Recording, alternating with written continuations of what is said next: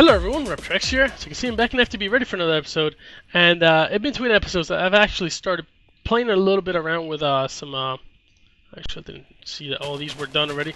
I started playing around a bit with Mystcraft, trying to get myself a few pages because it takes a while to get all the necessary pages because there's so many of them.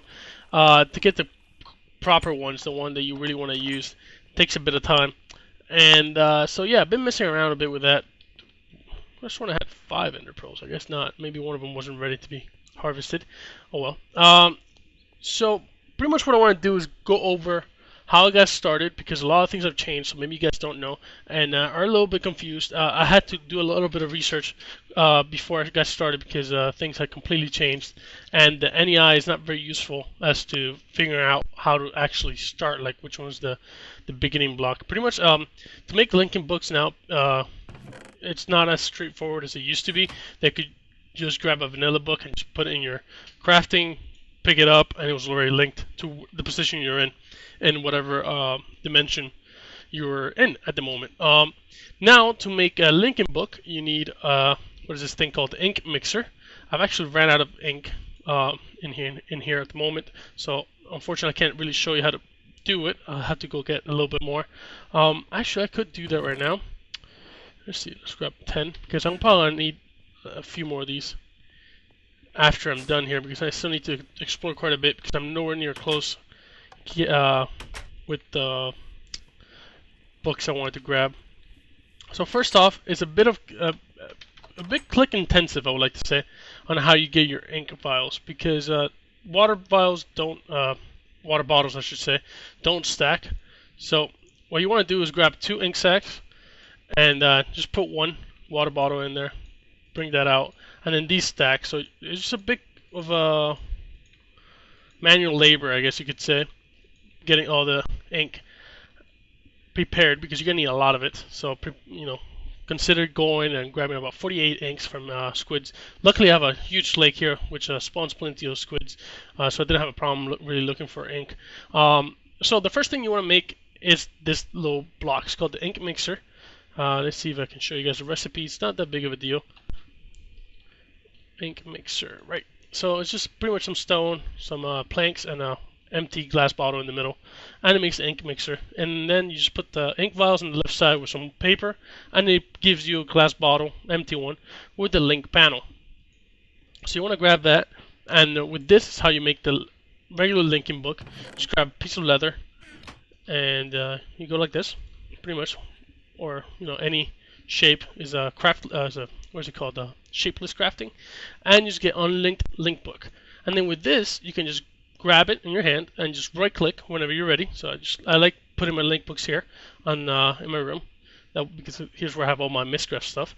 And there you go, I have my linking book ready to go. So I like to keep one in my knapsack. That way, if I mess up and I go into an age without a link book, I always have a way out. So it's useful to have an extra one, and then I have one in my hotbar, so when I travel to an age, I just put a book down in a book stand wherever I teleport, and that way I have 2 ways to get out: one on the portal, or not on the portal, I guess in the linking platform, I would like to say, and then one with my knapsack in case of any emergencies and so forth. It's just common practice, I guess, with Mystcraft. You don't want to get stuck in a different dimension and then be locked out of all your stuff and have to start over again. There are other ways to get it. There's the Fissure, I don't know. There's a way to get out. Obviously, I haven't really looked into it because it's never happened to me. I did have to do something in my first FTB series, if you guys remember. I had to actually in creative spawn in a portal to the nether and then teleport back and forth. It was a bit of a mess, but I believe things have changed. It's a little bit easier to get back if you get stuck. Obviously, still not ideal because it takes a little bit of work if you don't have a creative, if you're in a server or something like that. But yeah, either way, the first thing you want to do is an ink mixer. That way you get your first linking book back to your base. Then, in order to actually start making descriptive books, which are the ones that make new ages, you need to make yourself a book binder. In here, just put yourself leather. You can also put a empty, what is it called, the link panel in here as the first page. You don't have to put any symbols on it. Obviously, if you're just getting started, you don't have any symbols. Just put the regular link panel in here, name it, and you get your first descriptive books, which just looks like these. I have H4, H3, H2. This is H1. It's actually a pretty decent age. It's pretty flat, so it's nice to find dungeons and stuff like that, and libraries to find other books. This one was one of the last ones I made. It was also pretty flat, and actually this one was kind of interesting because it was you know what? I'm actually gonna go there and show you guys. I'm gonna be lagging a lot, so let me just get that out of the way because for some reason my frame dropped to 1 at times. So bear with me here while the world loads around me. It is a very funky world. It's got the what is it? The nether star thing going. It's got a green sky, and but the cool thing about this one is the desert areas. It's got oil fields. So let me just get a little bit of flight here while the world loads around me. Bear with me with the frame drops. I just wanted to show you guys because I thought this one was kind of cool. I still want to mess around with it with the age, tinker with it a little bit more, and get it just right because this sky thing is a little bit trippy and it's hard to see stuff. But as you can see, there's a bunch of oil spawns, and this is not the only one. There's plenty of them. They're everywhere pretty much. I believe it's called the desert oil field or something like that. There's another one over there, and they're all over the place. Another one over there. So you know, it's a really great place to come over here and set up a ender tank with to get all the oil, and then process to get fuel. I already checked this one out, as you can see. I already have it all lit up. So I've been getting a lot of symbols, and I'll show you guys that in a second. So let me just get back to my linking platform over there. Always make sure you put a waypoint so you know where to get back. Because if you start exploring these areas without a way back, well, I guess you can always use the book in your knapsack.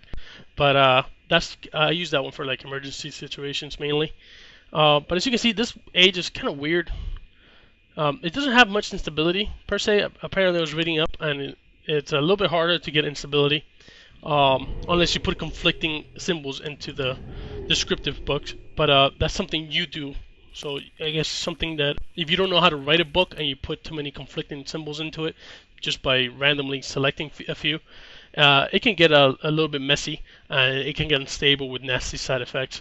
But if you just create a book from scratch, you know, with just a panel and no other symbols, it will create a pretty decent age. You know, obviously it's gonna have a lot of random things, but it's a little bit harder to get a unstable age that can be risky, I guess.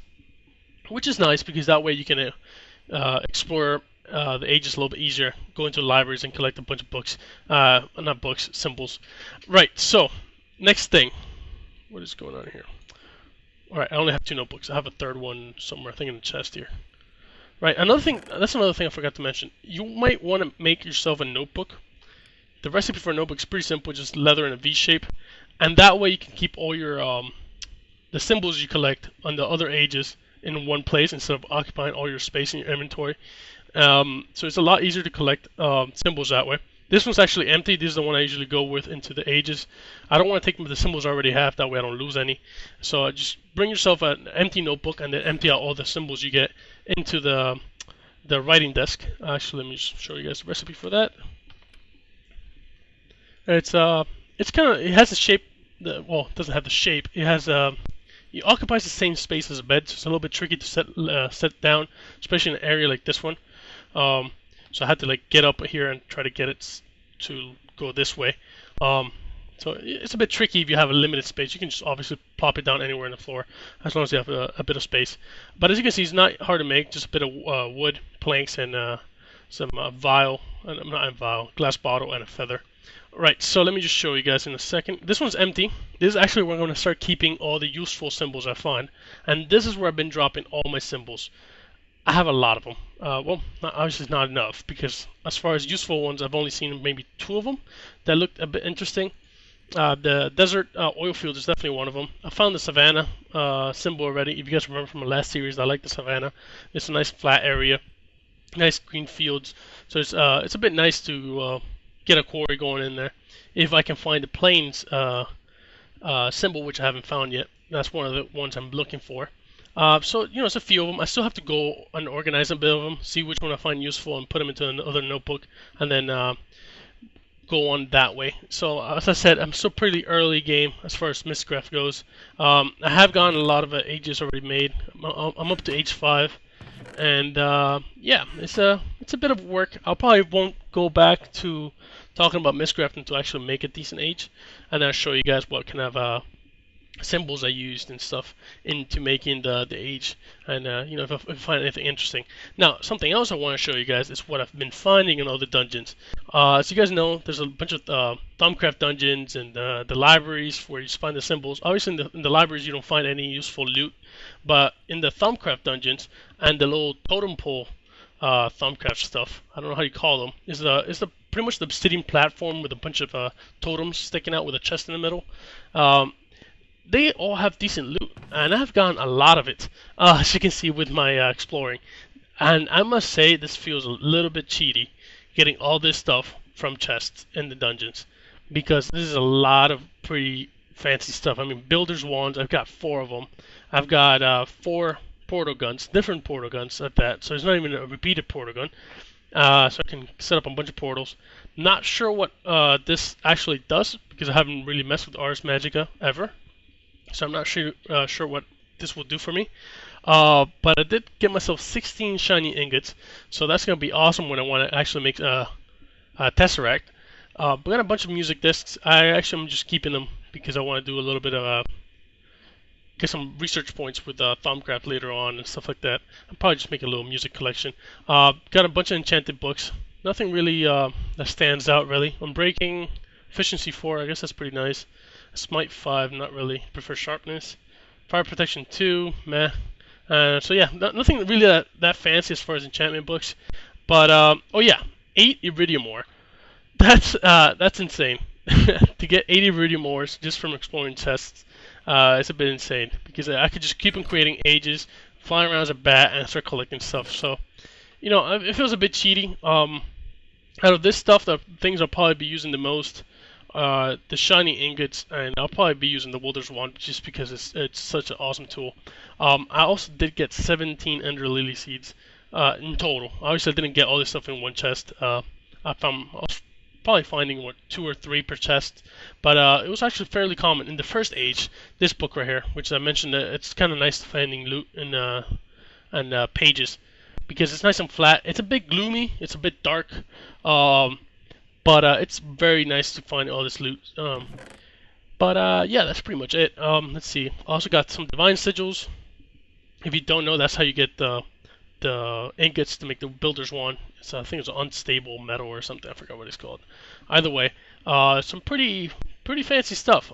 Obviously, portal guns is something I couldn't even be making right now at the moment because I don't have any nether stars. So it's nice to get that this early on, especially if I want to move tests around. I actually have a way now to do that. I could have made a GravityGun, but you know, this works even better.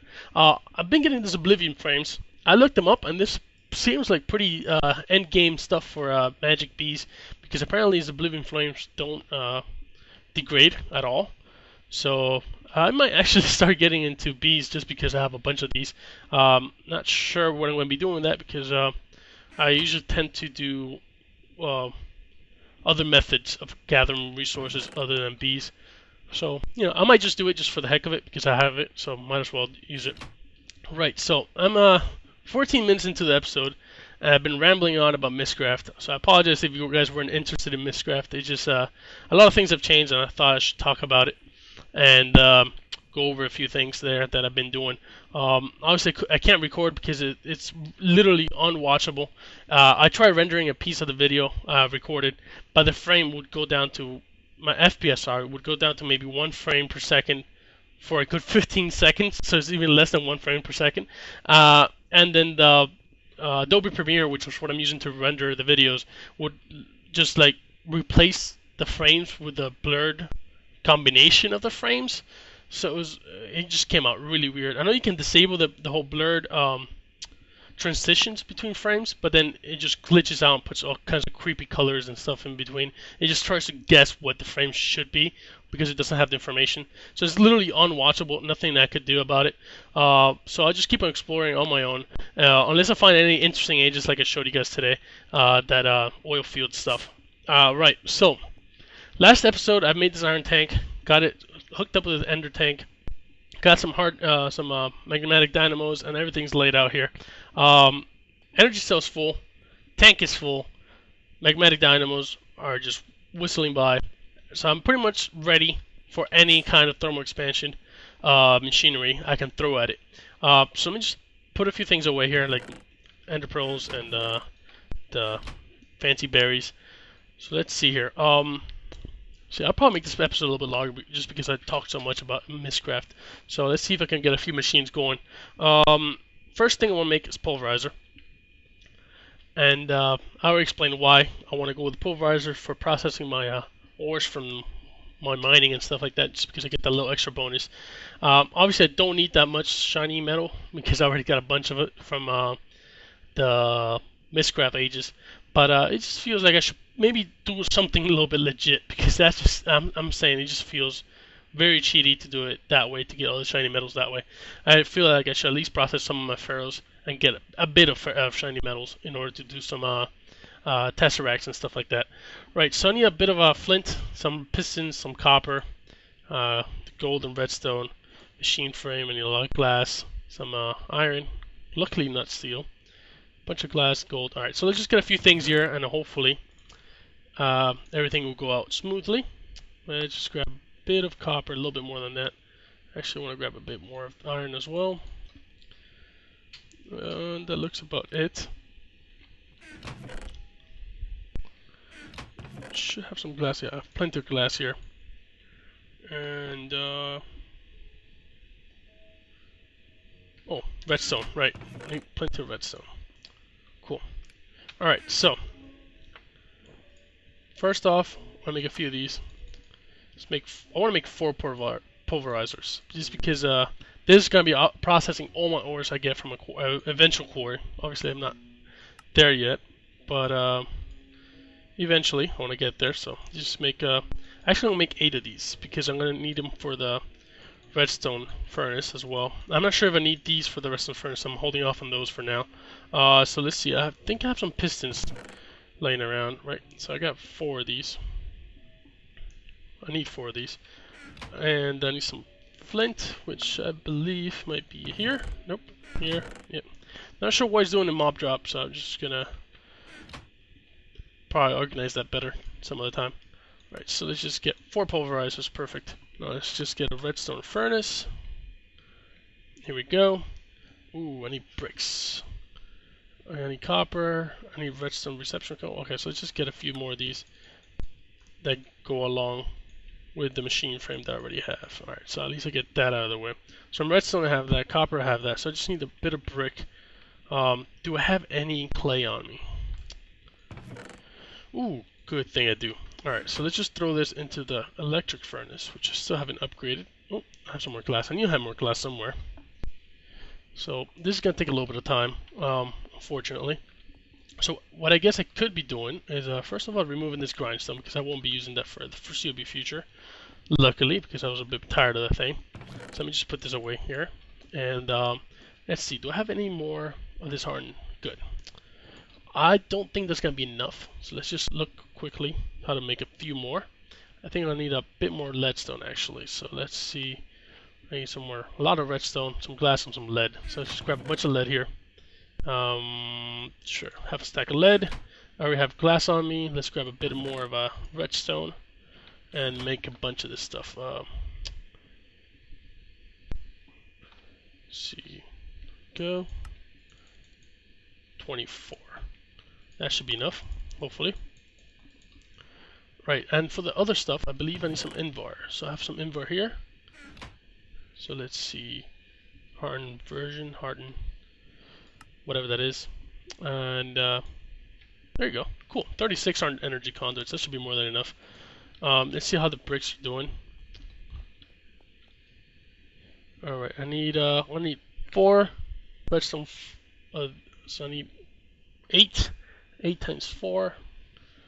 That is what? 36. Yeah. Wait, is it 36? 32. What the hell am I saying? 32. Jesus. Right. So I'm gonna need a bit more. So while that's going, let's see. I think I got the redstone conduits up to some point around here. There it is. Cool. So let's just open this up. I want to get this to be like the first thing in the process.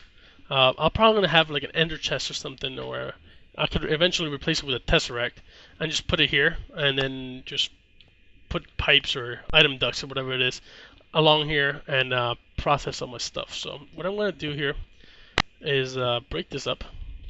I'm going to have 4 of these here, one on top of the other one. So all this stuff is pretty much going to be covered with the redstone conduit here. So let's just break all this up.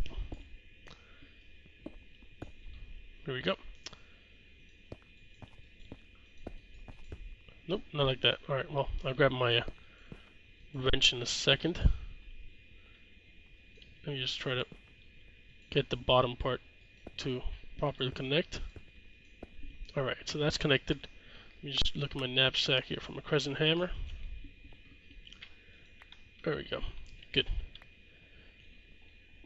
Alright, so I can actually fix this up back up now that I have that. Now I'm going to use this bottom lane to be the output, because the top end will be the redstone, not the redstone, the pulverizers, and then the bottom lane will be the furnaces. That way it gets pulverized and immediately gets outputted into the furnaces. So let's see how many bricks I have already. That's more. Nope, well, actually I still need 2. That's exactly what I put into it. Good. Cool. Alright.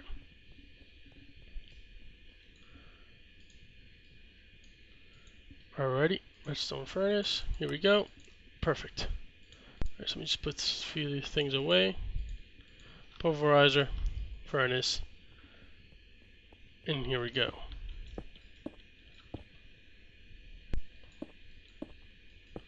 Now, obviously, I could do this with just 2, or even 1. If you're just kind of starting off, you can just do this with 1 of them. It's not necessary to go all out and make 4 of them. It's a little overkill. But I'm just thinking ahead that I'm going to be using this for other purposes other than just my random cave raid. I'm going to be using this for automating the quarry processing, so it's going to be coming in with a lot of ores eventually, or I'm hoping. Now, a little trick here on the configuration, if you don't know, if you shift left click in the middle block, it removes all the inputs and outputs. That way you can just easily set it up. And if you right click instead of left click, it goes backwards. So you just put input output on the bottom, and you do the same for all of them. You know, shift click in the middle, left click, right click. And it's a quick way to do this if you're wondering. Obviously this only works if using this kind of setup. If you're using some other setup that you want to output the items in back, you have to use this one, and so forth. That's pretty self-explanatory.